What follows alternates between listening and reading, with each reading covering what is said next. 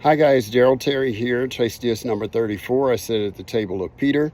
My message topic today is called Fess Up.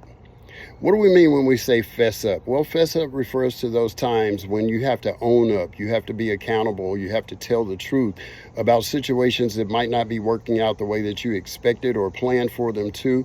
They're not working out in your favor, and the results could be disastrous if you don't speak to them.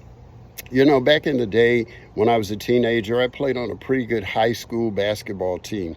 We had been invited to an invitational tournament where we were paired against a team that had a consensus All-American who went on to start the University of Kentucky, played on one of their national championship teams, and we played a man-to-man defense. It was my assignment to guard him. And by halftime, he had already torched me for, 29 or 30 points, something like that. During halftime, our coach kind of pulled me aside. We had a little pep talk, and he asked me a question. He said, "What are we striving for here? What are we trying to accomplish?" And naturally, I said, "Well, what we want to do is win the game." And he said, "Exactly." He said, "So I need to ask you, do you believe that you can shut him down in the second half?" Now, my response is, yeah, I believe I can shut him down. I was saying this to myself, not out loud at that moment.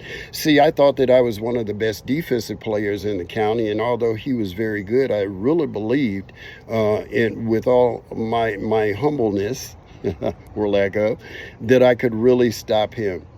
And then our coach said this. He said, he scored 29 or 30 of their 47 points.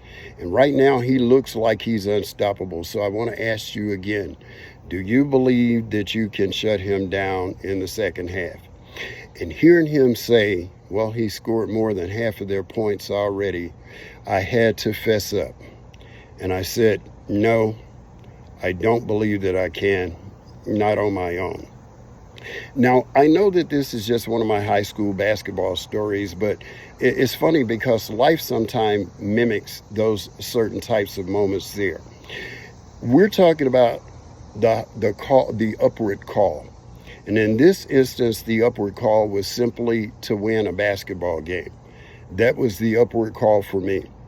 But sometimes in life, we face situations as well where the upward call has even more ramifications if we can't move past those things that we hold down in our minds and fess up.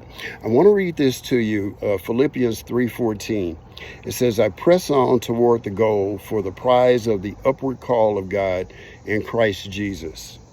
The upward call again here, simply to win a basketball game. I had to press through my pride. I had to press through my humiliation. I had to fess up and say, I really can't guard him on my own. And sometimes in life, we face situations where we have to fess up as well and say, I really can't do this on my own. We have to move past our stubbornness. We have to move past our pride. We have to move past shame and our guilt. We have to fess up and say, in order for me to reach toward the upward call to God, I've got to fess up and say, God, I can't do this on my own. So guys, I encourage you as we go forward, press on, press forward, fess up, and watch how God plays defense for you.